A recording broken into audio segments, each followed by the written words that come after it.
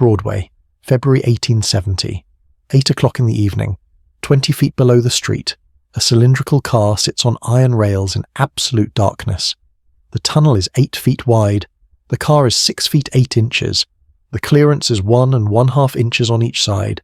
Above, 150,000 horses drag the city through its own waste. 2.5 million pounds of manure hit the streets every day. Dried in summer, it rises in clouds that coat lungs and clothes and food. Crossing Broadway takes 15 minutes. The smell never leaves. 6 blocks south, at Tammany Hall, William Tweed collects rent on every mile travelled, every streetcar franchise, every omnibus route, every horse car line, the estimated take between $25 and $200 million. But here, in this tunnel, one man has built something Tweed cannot tax, cannot see, cannot reach. The fare is 25 cents. A labourer earns $1 a day. One ride costs 1/4 of a day's wages for a single block. The proceeds go to war orphans. The riders are reporters, legislators, the respectably dressed. The machine that moves this car weighs 48 tons. It pushes 100,000 cubic feet of air per minute through a space designed for 22 passengers. The technology works perfectly. In 58 nights of secret construction, we do not know a single worker's name. The question is not whether the subway can move people. The question is who decides which people it moves and what happens when permission costs more than the man who's asking can afford to pay. The standard streetcar fare is 5 cents. A tenement worker on the Lower East Side earns $8 to $17 per week. After rent, after food, after coal, the nickel for a single ride is a calculation made against hunger. Most people walk. They walk through 2.5 million pounds of horse manure deposited on the streets every day. More than 100,000 horses drag the city forward. Each one leaves 20 pounds of waste behind. In summer, the sun bakes it dry. Wind lifts it into clouds that coat hair and clothes and lungs. The streets smell, as one reporter writes, like they are carpeted in warm brown matting. Crossing Broadway takes 15 minutes. 942,000 people share 12 miles of island. The city is choking on its own movement. London solved this problem in 1863. The Metropolitan Railway opened underground. Steam locomotives in tunnels. Soot and smoke, but speed. New York watched. New York proposed. New York failed. The Metropolitan Railway Company files for a Broadway subway in 1864. The bill dies in the state Senate. No one explains why. 6 blocks from Broadway at Tammany Hall, William Tweed knows why. Tweed is Grand Sachem of Tammany Hall, boss of the Democratic machine, Commissioner of Public Works. By 1869, his ring takes 50% of every city bill. By 1870, 85%. The estimated total theft between $25 and $200 million. No one can count precisely because no one controls the books. Every streetcar company pays tribute for its franchise. Every omnibus line, every horse car route. The fare is 5 cents. The skim is invisible. Passengers step on, passengers step off, and somewhere in the machinery of permits and inspections and contract approvals, Tweed's men take their cut. An underground railroad threatens all of this. Passengers below the street cannot be counted from above. Fares collected in tunnels cannot be skimmed at curbs. The entire graft network depends on visibility on knowing what to tax. But Tweed is not alone in opposition. Alexander Turney Stewart owns more Manhattan real estate than anyone except the Astor heirs. His marble palace on Broadway is the first department store in America. His iron palace covers an entire city block. He owns the Metropolitan Hotel, Nibalo's Garden, theatres and storefronts and acres of prime commercial frontage. Stewart opposes underground construction. The official reason tunneling will damage building foundations. The actual reason his fortune depends on customers walking past his windows. Underground transit moves people beneath the retail corridor, not through it. Here is the connection no one discusses in public. Stewart's personal attorney is Judge Henry Hilton. Hilton is also Stewart's estate executor, his business partner, his closest advisor, and Hilton is a leader in the Tweed ring. Tweed appoints him to the Board of Commissioners of Central Park in 1870. When President Grant nominates Stewart for Treasury Secretary, the Senate rejects him partly because of Hilton's Tammany connections. The richest merchant on Broadway and the most corrupt politician in America share a lawyer. Their interests align without ever requiring a public alliance. Tweed needs graft from visible transit. Stewart needs foot traffic on the street. Underground threatens both. Hilton moves between them, connecting what cannot be openly connected. This is not a story of corruption versus reform. It is a story of systems. The technology to move people underground exists. London proved it works. The barrier is not engineering. The barrier is that two kinds of power, political extraction and commercial property, both depend on keeping passengers visible, countable, and above ground. 5 cents to ride, 15 minutes to cross, £2.5 million of manure per day. The city has 942,000 reasons to build a subway and 2 men with reasons to stop it. New York needs underground transit. Everyone knows it, but someone profits from the streets staying exactly as they are. The permit says mail tubes, 2 of them, 54 inches in diameter, small enough to carry packages. The signature at the bottom belongs to Governor John Hoffman. The date is May 3rd, 1869. Hoffman is a Tweed man. He sees nothing dangerous in pneumatic mail. What Hoffman does not see the amendment: 1 large tunnel, to simplify construction, 8 feet in diameter, large enough for a passenger car. Alfred Ely Beach is 43 years old, small, frail, clean-shaven with deep-set eyes. He owns half of Scientific American magazine. His patent agency handles 15% of all patents filed in the United States. His fortune comes from paperwork from the distance between what an invention is and what the government says it is. Now he will exploit that distance. He will build a subway by calling it something else. The entrance is in the basement of Devlin's clothing store, 260 Broadway, directly across the street from City Hall, directly beneath the windows where Tweed's men count tribute. Construction begins in late 1869, the schedule nights only, the method a machine Beach invented himself. The tunnelling shield is a cylinder of iron, 8 feet in diameter. The front edge is sharpened. Hydraulic rams push it forward. 1 man operates a hand pump. The soft earth of Broadway gives way. 16 inches per push. The shield advances. Workers follow behind, lining walls with brick. This is the innovation that makes everything possible. The shield requires almost no one. Traditional tunnelling needs dozens of diggers. Beach's design means the machine does the cutting. The humans carry dirt, smaller crews, fewer witnesses, easier silence. 20 feet below Broadway, men work through the night. Above them, the last omnibuses rattle home.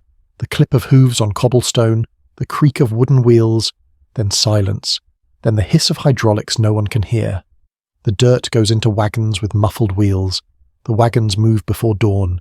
58 nights, 300 feet of tunnel, 1 city block. The curve alone 90 degrees from Warren Street into Broadway requires the most precision work.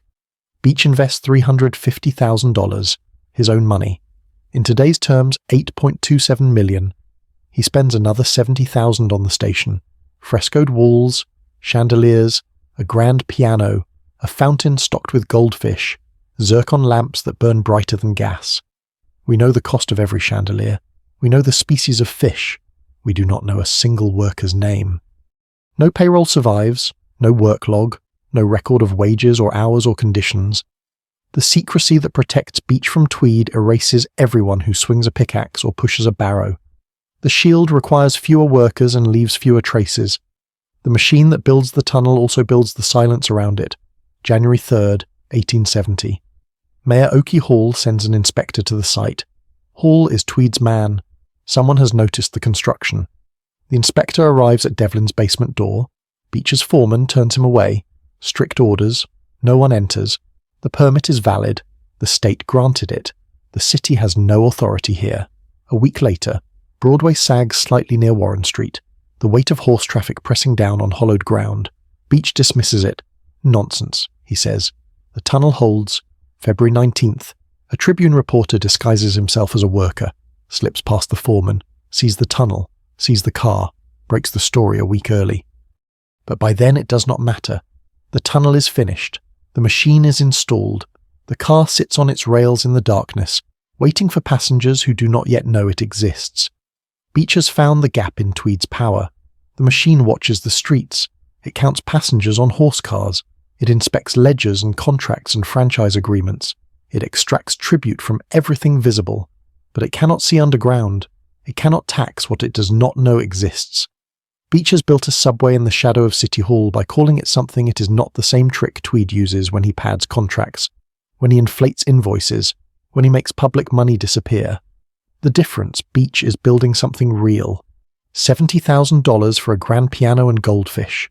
Unknown, thousands for the men who dug through the night. The station will dazzle legislators and newspaper editors. The workers will never be named in any account. This is the bargain Beach makes with Secrecy. To escape Tweed, he must become invisible, and invisibility has a cost. It is paid by everyone who cannot afford to be seen. The tunnel is 300 feet long. The clearance between car and wall is 1 1/2 inches. The technology works. The question no one asks whose hands built it, and what were they worth? February 26th, 1870, 2 o'clock in the afternoon. Engraved invitations have gone out across Manhattan. The address Devlin's Clothing Store, 260 Broadway. The occasion an under-Broadway reception. Guests descend a staircase into the basement, then another staircase, deeper, then they stop. The waiting room is 120 feet long. The walls are frescoed. Paintings hang in gilded frames. A grandfather clock ticks in the corner. Chandeliers cast light from zircon oxygen lamps brighter than gas, cleaner than oil. A fountain burbles at the center of the room. Goldfish circle in the basin. In the corner, a grand piano. This is 20 feet below Broadway. This is directly beneath the streets that reek of horse waste and coal smoke. This is the bowels of the earth, and it is beautiful. The New York Herald will call it a fashionable reception held in the bowels of the earth. The Sun will describe a large and elegantly furnished apartment. The Times admits its reporters expected a dismal cavernous retreat and found instead an elegant reception room, light and airy. Scientific American declares this means the end of street dust. The car waits at the platform, cylindrical. 22 seats upholstered in fine fabric.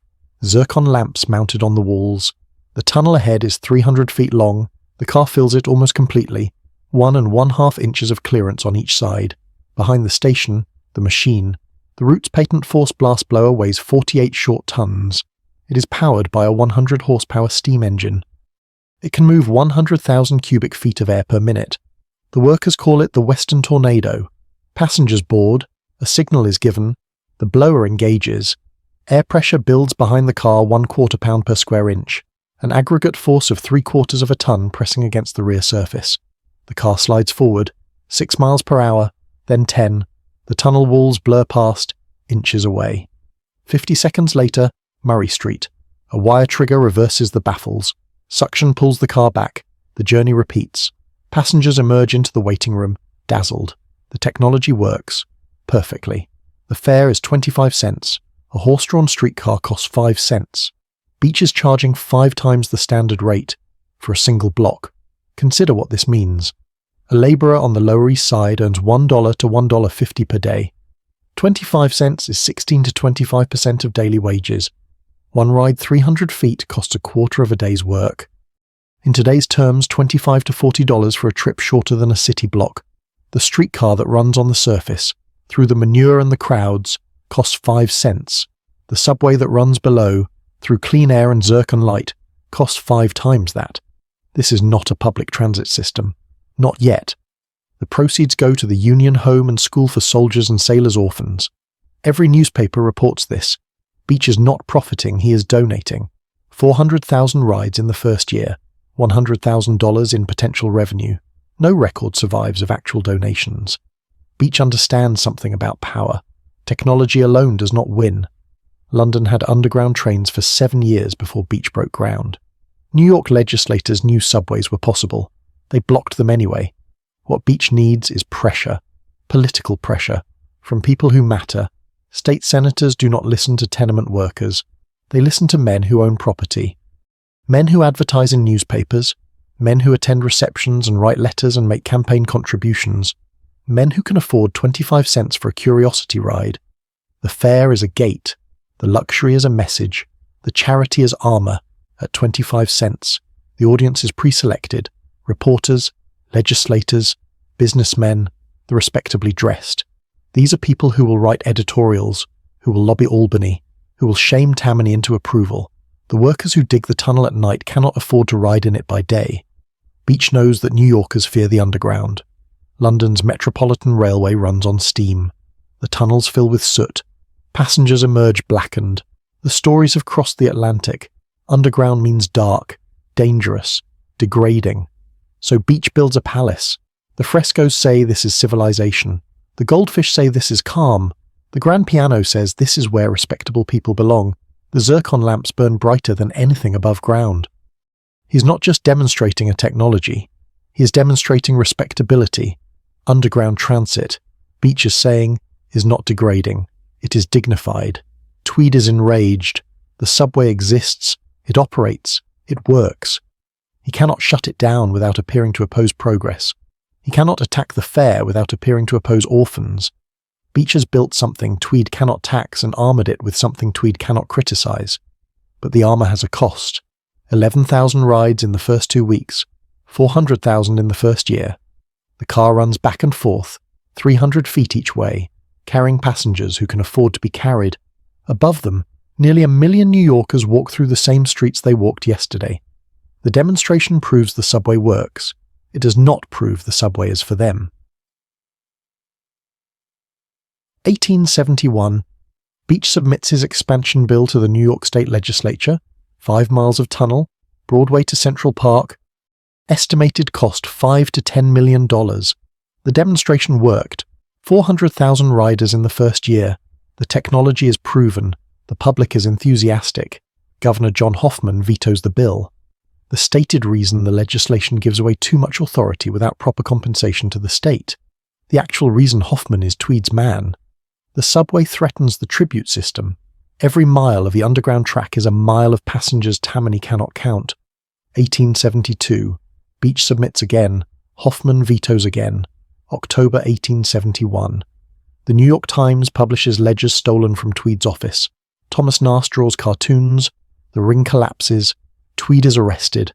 The most powerful man in New York goes to jail. Beach waits for his moment. It does not come. The property owners remain. Stewart still owns Broadway. Astor still owns the land. Their opposition required no coordination with Tweed. They simply want the same thing he wanted: passengers visible, countable, walking past storefronts. 1873, a new governor, John A. Dix owes nothing to Tammany. Beach submits his bill a third time. Dix signs it. Beach has won. He has legal authority to build 5 miles of pneumatic subway. He has proven the technology works. He has public support, legislative approval, and a clear route to Central Park. He has no money.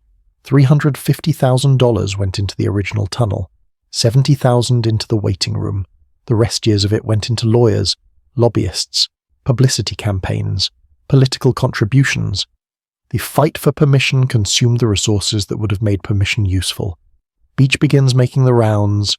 Wealthy businessmen, former friends, men who once considered him an equal. He needs $5 to $10 million to break ground on the full system. No one invests. September 1873. J. Cook and Company collapses. The Northern Pacific Railroad has overextended. Banks fail. The stock market crashes. The Panic of 1873 begins. The Depression will last 6 years. There is no money anywhere. Not for Beach. Not for anyone. Late 1873, the charter is withdrawn and the tunnel is sealed. The waiting room goes dark. The goldfish die or are removed.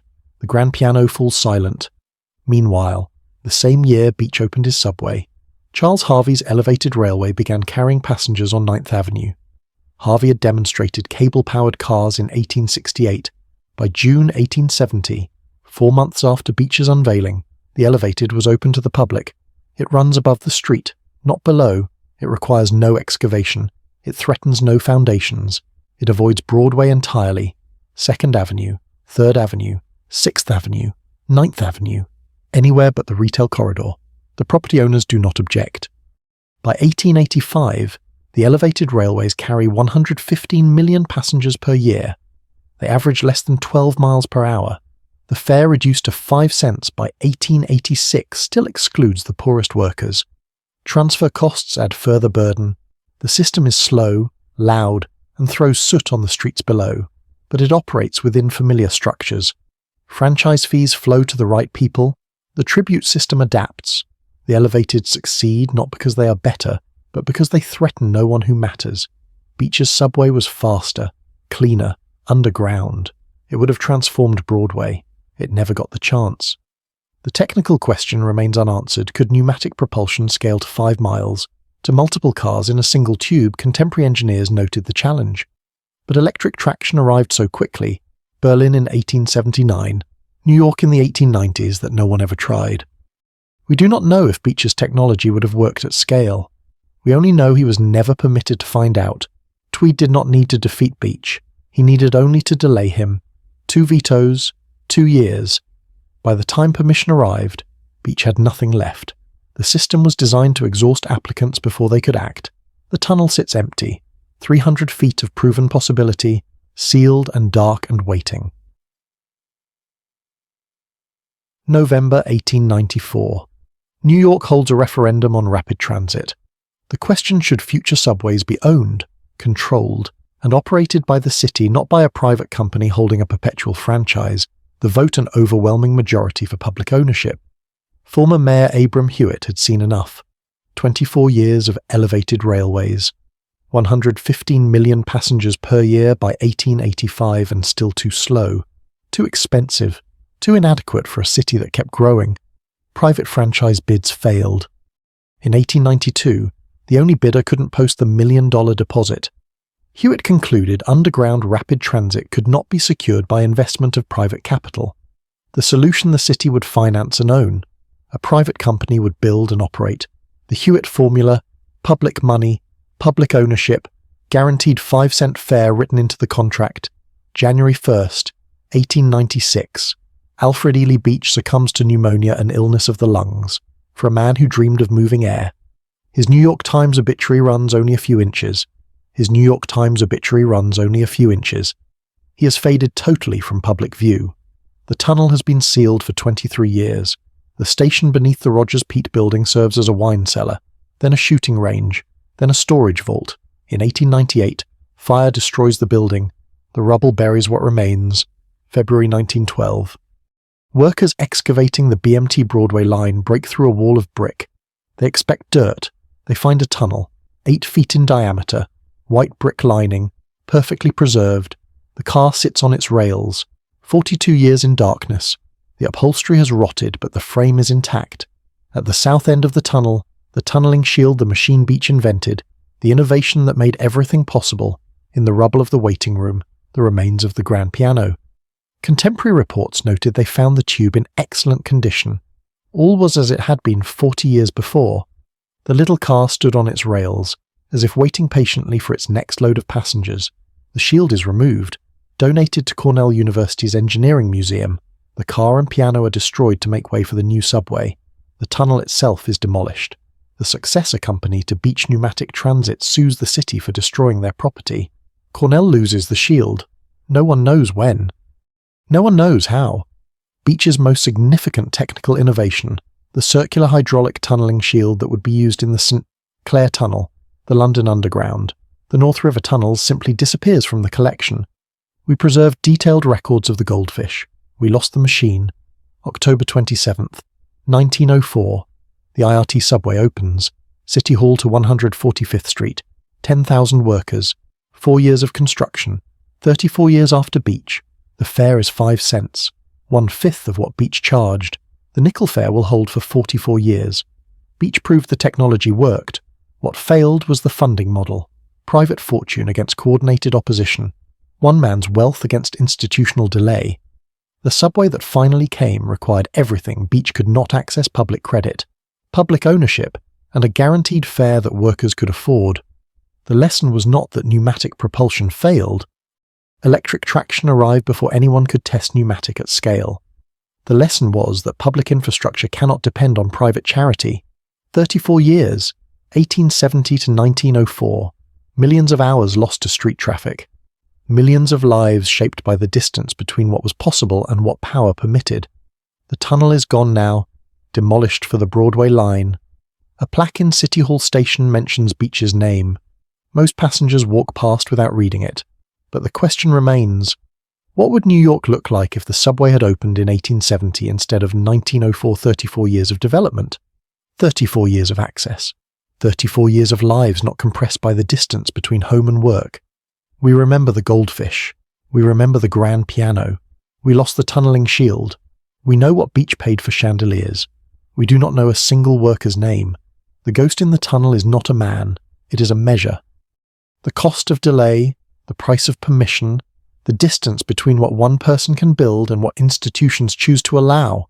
58 nights to dig the tunnel, 34 years to learn its lesson.